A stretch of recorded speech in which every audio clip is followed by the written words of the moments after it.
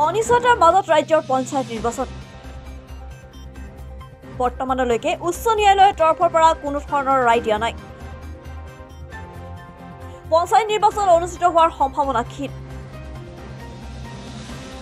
নিৰ্বাচন সন্দৰ্ভত ৰাজ্যৰ মুখ্যমন্ত্ৰীৰ ডাঙৰ মন্তব্য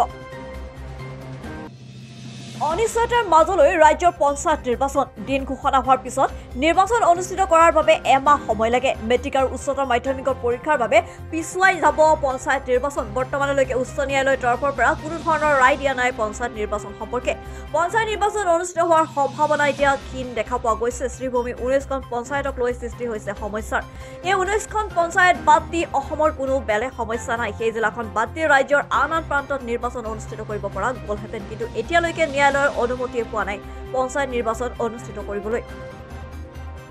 কংগ্ৰেছৰ একাংশই পঞ্চায়ত নিৰ্বাচন হোৱাটো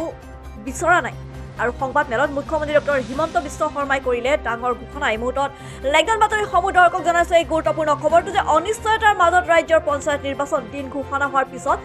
নিৰ্বাচন অনুষ্ঠিত হোৱাৰ বাবে এমাহ সময় লাগে মেট্ৰিক আৰু উচ্চতৰ মাধ্যমিক পৰীক্ষাৰ বাবে পিছুৱাই যাব পঞ্চায়ত নিৰ্বাচন বৰ্তমানলৈকে উচ্চ ন্যায়ালয়ৰ তৰফৰ পৰা কোনো ধৰণৰ ৰায় দিয়া নাই পঞ্চায়ত নিৰ্বাচন অনুষ্ঠিত হোৱা সম্পৰ্কে পঞ্চায়ত নিৰ্বাচন অনুষ্ঠিত হোৱাৰ সম্ভাৱনা এতিয়া ক্ষীণ দেখা পোৱা গৈছে শ্ৰীভূমিৰ 19খন পঞ্চায়তক লৈ সৃষ্টি হৈছে বিশেষ সমস্যাৰ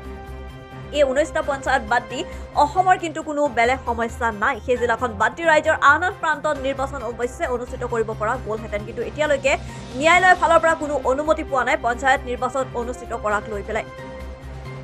কংগ্ৰেছৰ একাংশই পঞ্চায়ত নিৰ্বাচন অনুষ্ঠিত হোৱাটো বিচৰা নাই আৰু সংবাদ মেলত মুখ্যমন্ত্ৰী ডক্টৰ হিমন্ত বিশ্ব শৰ্মাই কৰিলে ডাঙৰ ঘোষণা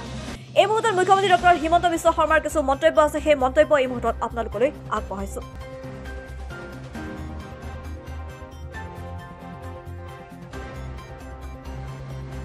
আমি পঞ্চায়ত ইলেকশনটো একেবাৰে মেট্ৰিক বা হায়াৰ সেকেন্ডাৰী পৰীক্ষাৰ পিছলৈকে লৈ যাব লাগিব কাৰণ 14 ফেব্ৰুৱাৰীৰ পৰা মেট্ৰিক আৰু হায়াৰ সেকেন্ডাৰী আৰম্ভ হ'ব আৰু যদি এবাৰ ইলেকশন কৰিলে একমাহ সময় লাগে নটিফিকেশনৰ পৰা আৰু দুটা ফেজত কৰিলে আজি হল 10 তাৰিখ 10 ফেব্ৰুৱাৰীত এটা হ'ব পাৰে 12 ফেব্ৰুৱাৰীত এটা ইলেকশন হ'ব পাৰে কিন্তু আজি যদি ৰাতি 12টাৰ আগতে যদি হাইকোৰ্টৰ পৰা অৰ্ডাৰটো লাইন নাহে আৰু পিছৰ 10 দিনো হাইকোৰ্ট বন্ধ আছে গতিকে তাৰ পৰিপ্ৰেক্ষিতত মই ভাবো যে পঞ্চায়ত ইলেকশন পতাটো অসম্ভৱ হৈ পৰিব কাৰণ মেট্ৰিক আৰু হায়াৰ সেকেন্ডাৰী পৰীক্ষাৰ মাজত পঞ্চায়ত ইলেকশন পাতিব পৰা নাযাব গতিকে যিসকলে মোক সুধি আছে যে পঞ্চায়ত ইলেকশন কেতিয়া হ'ব মোৰ উত্তৰ এইটোৱে যে চৰকাৰে আজি 3 দিন ধৰি আৰু কেছবিলাক হৈছে অকল এটা কৰিমগঞ্জ জিলাৰ 19খন পঞ্চায়ত বাকি অসমখন ইয়াৰ লগত জড়িতই নাই